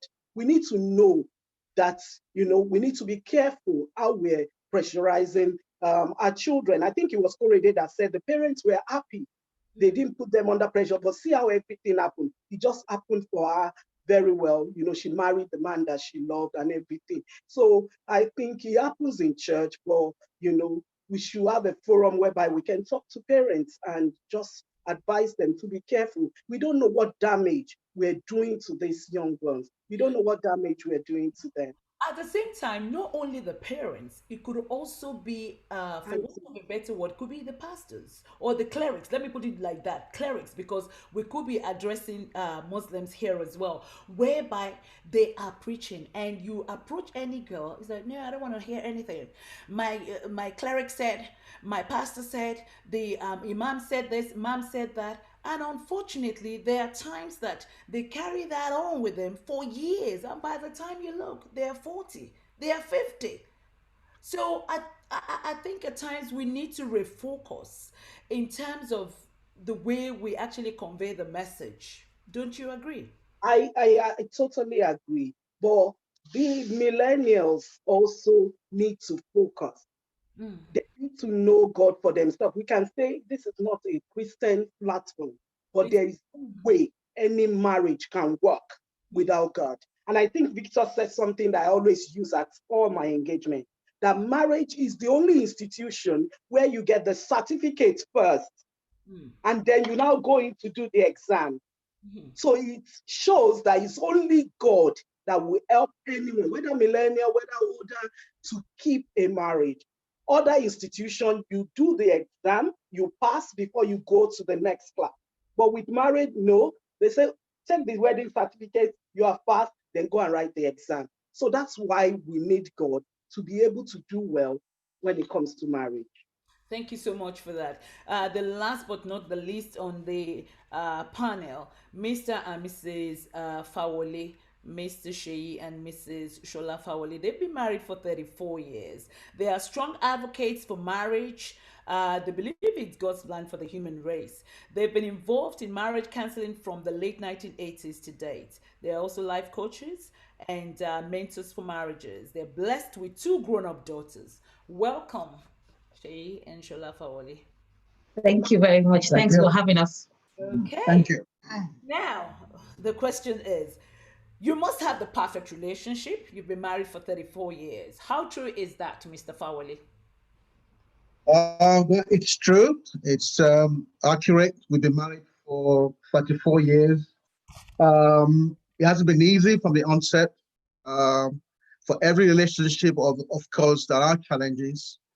But I think we made up our minds that we're going to make this marriage work. Simply because we had role models as well. Both our parents were married for average of 45 years. And so we saw the way they managed their marriage, even though theirs wasn't perfect too. And even ours is not even perfect because our ladies also have seen some of our pitfalls, some of the flaws in our marriage. So in other words, there is no perfect marriage. But the interesting thing is that you must be determined that the moment you say, I do for life. And so with all the things that are inside of it, which will not be revealed to you when you are courting or dating or whatever. It's sweet when you first meet, when when you're going out, hanging out, going for things, eating out, and all the rest. But when you exchange the rings and the life continues after that, a lot of things that you do not bargain for, a lot of things that you do not expect to happen, will start to happen. Some things that need to unpack, just like having a present and you're actually unwrapping it. Some of these things they can start to unfold. And if you actually know that you said, yes, I do, there's some of the things that you say after I do are the things that you would know that surely, wow, I did not bargain for this, but sorry, mate, you're actually in it. And so you have to start to walk your way through. And one thing also we must remember as well is that before we became Christians, whatever, we're human beings. Even as Christians, we're human beings. Either as Muslim, whatever, we are human beings. And so we are subjected to make mistakes, to make errors. And so for me personally, 34 years has been great. It has been sweet, but it has its ups and downs as well. But the interesting thing is that we both determined that we must make it work. And so hence we are today. Thank you very much for that. Now, You have two daughters. As parents, what are your concerns about them regarding settling down with their life partners? Mrs. Fawole. Okay. We would like them to settle down, but we're not putting any pressure on them because it's better to get it right Right. than, you just can't marry for the sake of getting married. It's better to get it right than to make a mistake. Like they say, a broken engagement is better than a broken marriage. We just have to tailor them through to the kind of things that you just pep them towards the kind of decisions they need to make. I mean, earlier on in this program, it was mentioned that at what stage you get people involved with your relationship. As for me, I want to know from the beginning what is happening. And the thing is that you tell your parents first. And if you can't tell your parents first, you don't have parents, maybe you could tell, if you're living far away from where your parents are, you can tell someone that you hold as your parents. You can have an auntie, an uncle, and then you need to let your church leader, if you're in the church leader or whatever spirituality organization you belong to, you have to let someone know. The earlier, the better, because they can pray for you. They can see things, like you say, before you just fall into error. And the thing is, you yourself, as someone looking for a husband or a wife, you yourself need to get yourself in order and ask for a discerning spirit. You would know, you always know. There's no way someone can hide something. The writing is always on the wall. It's always there. But what I would also would say is that when you meet somebody, you have to discern between two things. There's some hereditary things; those things will not change. The hereditary things will not change. It can only change with prayer. I mean, if you get married to somebody whose father has been beating his mom, unless you pray, that's the only thing that can change it. Or he too may have a change of heart and learn from the mistakes of the family. But there are some other things. Maybe he eats McDonald's every day. That one, that one, he just acquired that one. That one can change. So it's just like discerning those things. Yeah. Writing is always on the wall. Mm-hmm. So do you believe that having the same faith guarantees a lasting relationship? Do you think so? I believe so. I do believe so. I personally, I believe so. But then, like I said, there are no guarantees. Some people can change. There is one cap doesn't fit all. So someone can change, but it does take prayers. Even somebody was just flagging something about people hiding things. It's something. We cannot hear you properly. Oh, you can't hear me? Yeah, we can hear you properly now. Hear me now. Sorry. Yeah.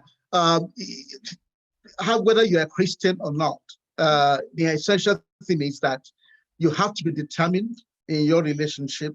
Right. You have to also ensure that you play your part. When Etim was talking about having peace, yeah. Peace is not one-sided. Peace is a two-way thing. It's a two-way affair. If I need peace in my home, I also have to ensure that I play my part to ensure that it's peace, in the house. Because if I expect my wife or my husband to give me peace, then that might be actually, not correct. Yeah. And so it's important, whether you're Christian or not. Personally, for us, we believe that it's important to marry from the same faith. It helps things. It helps you to put things together and make things to work. It also enables you to work from the same wavelength.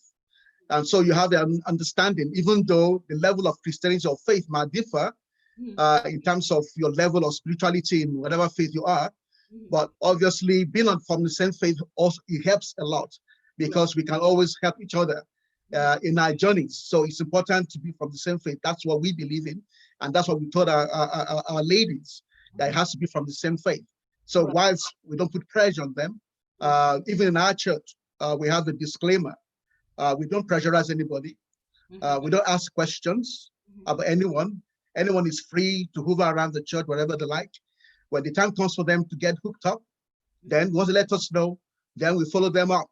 Apart from that, we don't ask them, when are you going to get married? Because that can be discouraging. That can be disheartening. And that can make the person to leave church. And the essence of having a church like ours is to ensure that people don't flee from church, but rather we welcome them and embrace them to church. Whenever anyone decides to get married, so be it. And so that's how we lead our lives. Let me create a scenario here for you. You've been married 34 years, you said, and every weekend you are going to the local store to do some shopping. And then your daughter, one of your daughters come to you and say, Dad, I've met a guy. But the other day when I told him to go and buy a tin of milk or something, he said, no, that's a woman's job. And she turns around that, but my dad does it for my mom. You know, he's been doing it for 34 years. What would you say to that? Um, Well, time to time I make my girls realize that no one will be like that. That their dad will go, he would do exactly that, but that's no guarantee. Just because your daddy will do that doesn't mean another man will do that for you. Yeah. So, and if you want him to do that for you from the beginning, you really have to start doing it together. It's not that he's doing his thing, you're doing your own thing, hoping that I'll change him one day when I get married, he will do it. What you want to happen, try and introduce him now, immediately. And if the person doesn't want it, then you know that you're not on the same wavelength. Having said that, you may win him over. Yeah. Or win her over. Or her over. Or her. Oh, yeah. The other aspect of it as well is that when dating, I think one of the experience observations that we have made is that we get so clouded in this love thing, right? You know, and we don't have the time to discuss some of our likes and dislikes. Right. Some of the things I would like to see. What do you like to see in a relationship? Yes. And I think communication is very, very important. Of course. Having aspirations and desires is also very important. Now, some of them might be realistic, some of them might not, but at least there is a forum to be able to discuss what I like and what I do not like, or what I would like to see in our relationship and what I don't want to see in my relationship. And that helps in a sense. So you know exactly where you're going and you can enhance or whatever it is. You can say, okay, you know what, I'm sorry, I didn't come from this background where you know, my dad would do things to my mom. So you know exactly where you are going. So you don't feel disappointed that he's not doing what you ask him to do or ask her to do. I think that helps a lot. But in our dating, we date because, we are dating because everybody's dating. And also the next thing is marriage. The next thing is when is the wedding day. And so you're applying for those things. Whereas those other things, the little things, they're very, very important. And I do say that love is blind, but it wears contact lenses and it wears glasses. That's a good one. But the thing is, one final question to you is that why do you think there is a delay in the male millennials getting, you know, trying to settle down? You ask some of them, ask me when I'm 30, mom. Then when they're 30, ask me when I'm 35. Is there something wrong, Mr. Fawale, with the male millennials? I think for most men, whether millennial or not, there is this desire and aspiration to make it, to have everything in place, so that, you know, they can be self-sufficient, they can look after the wife and the family. Right. That was my generation. But in the millennial generation, I think things have also changed slightly, in the sense that most of the male millennials, they grew up having to go to uni. Some of them having to pay for themselves, having to do all manner of things. And so they feel that it's important for them to make it first, you know, be secure, have a nice house, a nice car, a nice career going on. Whereas the more you prolong things, the more you delay things, the more you may not be committed to having someone to spend the rest of your life with. And so for me, I think commitment is very, very important. You can start from, you know, whatever level, and it depends. I mean, we believe in God. I mean, when we started, I mean, I didn't have anything. You understand? So if you are waiting for all these things to be in place, we don't know when. Look at the pandemic crisis that we have now. That has actually messed up, as I said, back a lot of people. So we don't know exactly when this is going to happen. So it's important for men to be committed. The Bible says 2 heads are better than one, because there's a reward for their labor. So when 2 heads are together, obviously 2 good heads, I believe there'll be more results than we alone trying to strive. And sometimes most men are striving. We can't even see the millions. We can't see the thousands, let alone the millions. So why are you waiting? Why are you delaying? Why are you prolonging matters? You know, so I pray that we will have that opportunity to know that commitment is better. Once you are committed, some other things that is expected will fall into place. Thank you very much. Let me just quickly take some comments here. Sarah said a lot of women look for men who are already established. Men may feel pressurized to have it all. And then Dami said some churches have their own agendas when it comes to relationships, though. Another comment that I have here is well, somebody was obviously directing that comment to Mrs. Emmanuel, which we will talk about later. Korede said peace is just non-conflicting, and general you're generally in harmony. Let me just quickly read. Okay, somebody also said it's really about learning to be content in each season, but pressure is everywhere. Um, Ayotola said, we were sold so many myths that did not work. Thank God a new wave of light. May our children do much more better than us. Really touching testimony to the youth leader. I suppose that was in reference to what Victor King actually mentioned. Let me just quickly read some of the reality statements here and fallacies. So I'll just be asking the panel. So let me start with you, Victor. To have a good relationship, you must first live together for a minimum of 5 years. Yes or no? Can you unmute yourself, Victor? To have a good relationship, you must first live together for a minimum of 5 years. It Yes or cannot no? be. Yes or no? No, no. No. Okay. The next question to Sarah. Better for the man to be older than the woman. Yes or no, Sarah? Yes. Yes. Okay. I don't know about that. What about you, Mrs. Fawale? Do you agree with Sarah? Better for the man to be older than the woman? Do you agree with Sarah? Yes or no? No, I don't. I don't. Okay, He's only 2 months older. See? I see. That was why I asked that question. Right. I would ask you, Tammy, the woman has to be educated to at least master's degree level to be appreciated. Yes or no? I don't know. No. Okay. The man has to provide everything for the woman to have a good relationship. Ayobami, do you believe that? Yes or no? The man has to provide everything. Ayobami. Okay, she's not answering. Does anybody want to take that? Femi, the man has to provide No, everything for the no, he woman to have a doesn't. good relationship. Yes or no? No, he doesn't. No, he doesn't. What do you think of that, Femi? The man has to provide everything? Not at all. Not at all. Okay. Do you think the man has to be more mature than the woman, or the woman has to be more mature than the man? Unmute yourself then. Femi, unmute yourself. Okay. Yeah, it doesn't matter, to be honest. It doesn't matter who is more mature. It doesn't matter. It really doesn't. They just have to be at a certain level where they get along, but it doesn't matter. Etim, prayerful couple make better relationship. Etim, prayerful couple make better relationship. Definitely. Definitely. Should we add peace into the mix then? Yeah, let's add peace just a little bit. Yeah. Let's just mix it like that. Okay, let's mix it like that. Okay, now to me, joining a prayer group is a good sign to marry any man or woman. What, as in the person should join a prayer group? Yeah. Yes or no? Joining a prayer group is a good sign. If somebody came up to you now and he says, I'm in a prayer group in the church, so that's a good sign for you to marry such a man. Yes No. or no? No. Okay. Adefela, sharing the same faith is the best reason to have a relationship.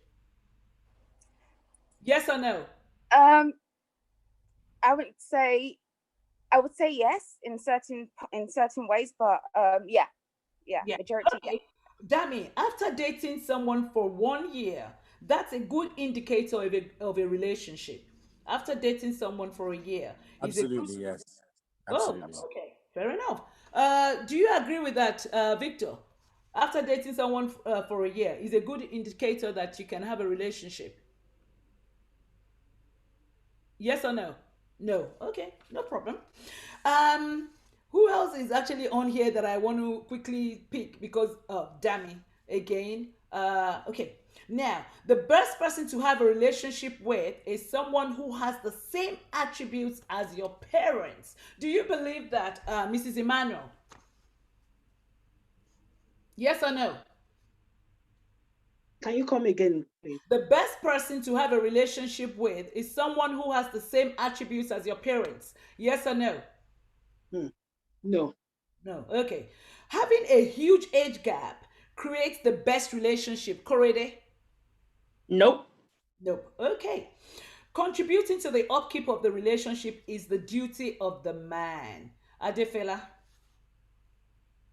Yes or no? She's on mute. Yeah, she can unmute herself. We already said the contributing to the upkeep of the relationship is the duty of the man. No. No. Okay. Contributing to the upkeep of the relationship is the duty of the woman. Etim.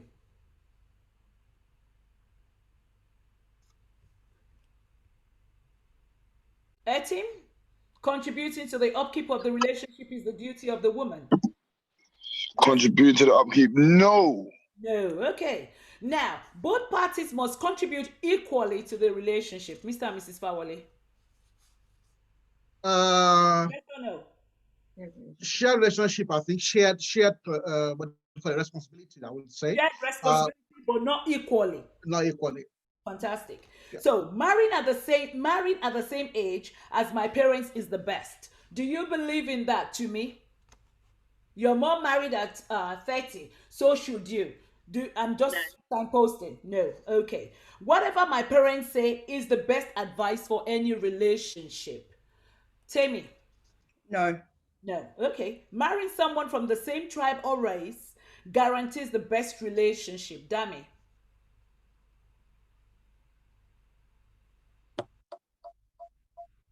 Yes or no?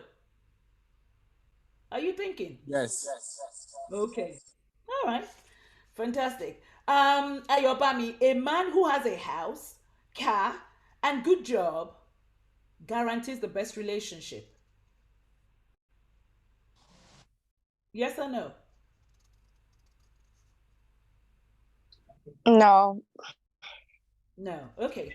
No. Sarah, better to marry at the age of 30. Whatever floats your boat, whatever it goes for. Okay. All right then. Okay. Korede has gone off screen a bit. I'll ask you, Tammy, better for the woman to marry a man who comes from a monogamous family. No. No. Okay. It's not good to marry someone from a polygamous family, to me. Yes or no? No. Okay. Now, Femi, it is good to discuss what you want at the start of a relationship. 100%. Not everything, but a few things. Oh, what would you like to hide then? No, but when at the start of a relationship, you can't go straight in. There's certain conversations that you'd have as the relationship goes further. You wouldn't have it right at the start, if you understand what I mean. All right then. Okay. Korede, the man will never change after marriage. Ha! Don't agree. You don't agree? Okay. Agree. Good communication is very important in a relationship. Dami, I'm sure there are other people here that want to ask. Absolutely, yes, communication. Yes, okay. Now, trust, honesty are important factors in a relationship, fella. Yes or no? Definitely, yeah. Okay. Having the same family values is the same prerequisite for the perfect relationship. I'll throw that to Ayobami. Yes. Yes. So there is a perfect partner out there. One just has to wait. Do you believe that, Tammy? No, I don't think necessarily perfect, because I don't think any relationship is going to be perfect. It's your decision. It's your responsibility to work on it and make it perfect. So If you're waiting for the perfect partner, you're never going to be that person because no one is perfect and you're not perfect yourself anyway. So you just have to work on it if you want it to work. Okay, best relationship is through family introduction. Mrs. Emmanuel. No. No, okay. Best relationship is when you marry your best friend. Mr. and Mrs. Fawale. Yes, Yes, or no? yes. How would you know your best friend? You didn't know And Mr. Fawale was going to be your best friend. in this case, we were friends before we started dating, so we were friends. All Then right. when it is something else, so he was not looking out for marriage, and I was not looking out for marriage, but we just ended up that way. Oh, fantastic. Now we're going to take your final thoughts. Just a single line, please. To the millennials, fellow millennials, to fellow millennials, and to us, the African parents. Temi, I start with you. One single line there. Final thoughts. I just think that our parents should just try and be a bit patient with us. That it's not that we don't want to settle down. We do, but we're not necessarily doing it the way they would like us to do it. And they should just, we are going to take on board their advice, but they should also just trust us and just hope we're doing the best thing as well. We are taking what they're saying. We're not completely ignoring them. We are taking it on board, but we don't want to do it the way it's always been done because we don't necessarily think that's the right way. And we don't think what we want to do is the right way. We're all learning and trying to figure it out. So. Okay, what about to the millennials? What can I say to the millennials? Guys, just, do your best. Trusting God, I would say, like our parents always try to make that known, but yeah, trusting God and just hope, pray. He's gonna do the right thing at the right time. So yeah. To me, final thoughts to the millennials and to African parents. I would say to millennials to try and focus on your own path and your own journey and to try and be content because in every season there's always going to be the next thing to try and aspire to. And if you're too eager to focus on the next thing instead of enjoying where you're at, it's easy to make mistakes. It's easy to miss out on what you're supposed to get. It's easy to compare and make decisions that are based on comparison instead of what is actually good for you. Okay. Now, what about you, Sarah, to the millennials and the parents? To the millennial, I can't say the word properly, I'm so sorry. I would say just go with the flow and everything will work out. And if it's not worked out yet, then it's not the end. And to the African parents, just take it easy. Like, just take it easy. That's it. What about you, Femi?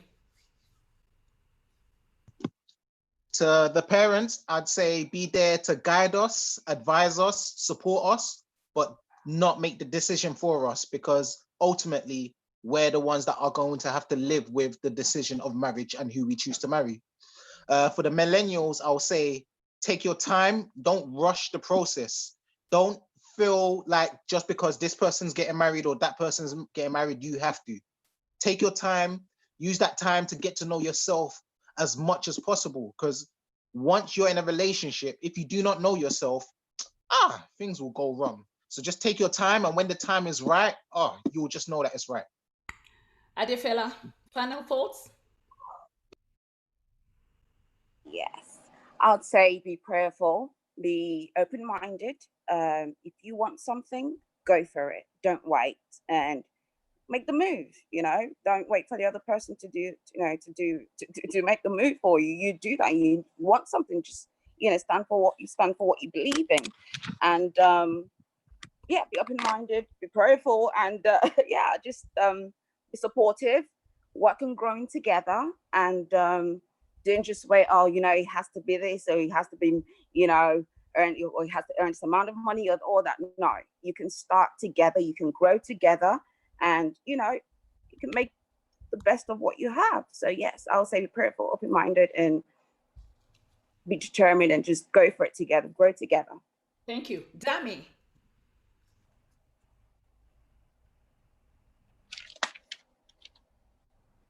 Final thoughts to the millennials, to your fellow millennials, and to the parents. Sorry, I think my main message to the parents is regarding women. I think parents need to be more supportive of the relationships as women or as girls turn to women as they're young adults. It can't be a situation where there's one moment where they're asking girls not to have relationships, and then 5 minutes later they're asking them where their husbands are. So I think that's an important point for parents.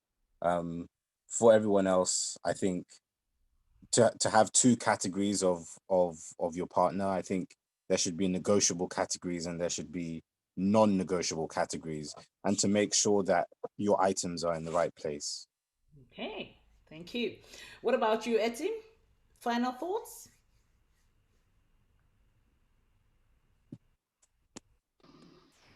Pardon? Your final thoughts to the fellow millennials and to the parents. Oh, my final thoughts on relationships are just that the word is very clear. Just that's what I believe. It's very clear. So read it, understand it in your own way, ask questions, listen to everyone, and it'll build your mind to understand things in a way that you'll be able to use for you so you can make proactive decisions. Okay, thank you. What about you, Korede? My final thought to everyone is just be really, really open-minded. I really like what Dami said about parents being more involved in their children, like relationships early. That needs to be encouraged a lot more, to have open dialogue with your children. To the other millennials, I think most of us here are people of faith, so I'd really, really say know God for yourself, and everything really spurs onto that, regardless of who's around you, or whatever people are saying. You will know what God is saying, and that's what you're going to go with, because that's who you're living for. And if your mom invites you to a party and you don't want to go, because you never ever know who you're going to meet. Yeah. Okay, thank you. Ayobami, what about you? Final. My final words, firstly to ladies, like I would say, like, let's not bring our standards down. They're standards for a reason. They're set for a reason. Just because you're not finding the right person here doesn't mean you have to bring your standards down. And it's okay to have goals. It's okay to aim so high. It's okay to want so much in life. And to our parents, I would say to them, like, don't plan lives for us. It's better we take those decisions ourselves. We make our mistakes. Just guide us through it, and stop planning your friend's son or your friend's daughter for us. It's better we make those decisions ourselves. Okay, thank you. What about you, Victor King? Any final thoughts or relationships? My final advice for parents would be, first of all, that we need to make sure that we don't use the life of our children as the correction sheets for our life. Everybody is going to have their own experiences. We can guide them, we can pray for them, but don't use your kids to fix what was wrong with you, and let them do their own. They're gonna have their own experience. Now, for the youth who are trying to go into marriage, two things I like to say. First of all, you need to become what you are looking for, and you have to, first of all, discover yourself, recognizing yourself, accepting yourself. You can't give what you don't have. If you not find yourself, you can't find somebody. And then the last thing is this: don't apply faith where faith is not necessary. Don't do it. Don't operate the terrestrial with the celestial. Now, there's a place of prayer, there's a place of seeking God's face, there's a place of common sense. Don't be carried away by, especially those of us who are in the circle of religion. Use your senses, especially to those things that are not discussed in church, to those things that are your personal desire, your personal fantasy. It is not out of place for you to have those things as those things are personal to you. Make sure you seek that. Thank you very much. Mrs. Emmanuel, final thoughts?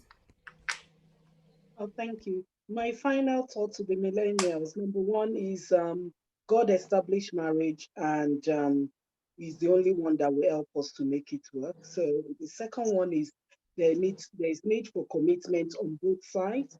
And the final thought for the millennials will be willing to learn. That's what really helped me to keep my marriage. I was willing to learn. I couldn't cook. My husband taught me how to do everything.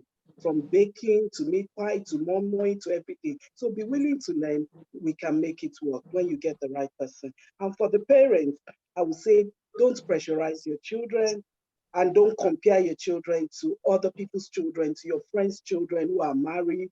Let's stop comparing them. And the only thing we can do for them is pray for them. Thank you. Thank you so much. Last but not the least, Mr. and Mrs. Fawole, final thoughts? To the millennials, I would say marriage counseling is very important when you decide to get married. I'll also say there's a difference between the wedding and the marriage. They're two different things. And that at times puts people off. And I would also say there's a difference between a house and a home. That's what I would say. And then to the parents, I would say those days when your daughter or your son has to marry from your village is over, from your country.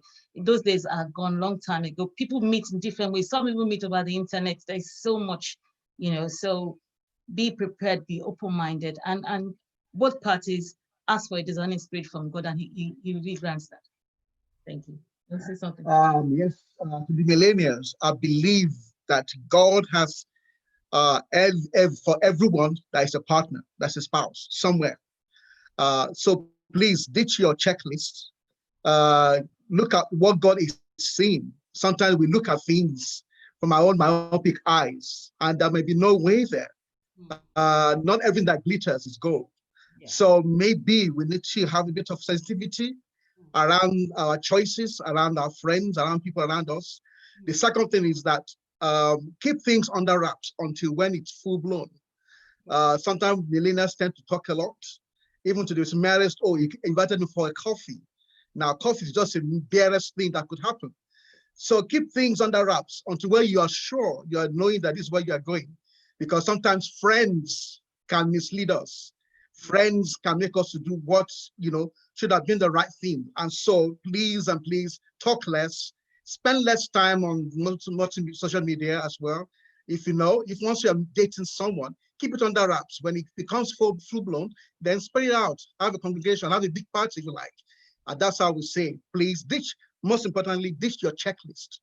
Six-pack, BM, BMA, all those things are not necessary. You can start from the scratch and find yourself having a very, very blissful marriage, blissful relationship. To the parents, I think we need to be open-minded. Gone are the days when people are not married from the same tribe. Be open-minded. There might be surprises. Many, many surprises are coming. And if you don't have the beta blocks in place, you can have a heart attack, parents. So please and please, let's ensure that we embrace whoever our children introduce to us. Let's support them in many ways. Do not meddle in their affairs. Do not hijack the relationship, hijack their wedding in particular. Let them play a big part, but also we have a part to play, but do not overtake and hijack the event. God bless. Thank you so much. On that note, I'm just going to thank everybody for joining us for the conversation today. It's greatly appreciated. I'd like to thank every member of the panel, Tammy, to me, Sarah, Mrs. Emmanuel, Victor King, Femi, Adefela, Mr. and Mrs. Fawole, Etim, Korede, Ayobami, and of course the participants listening.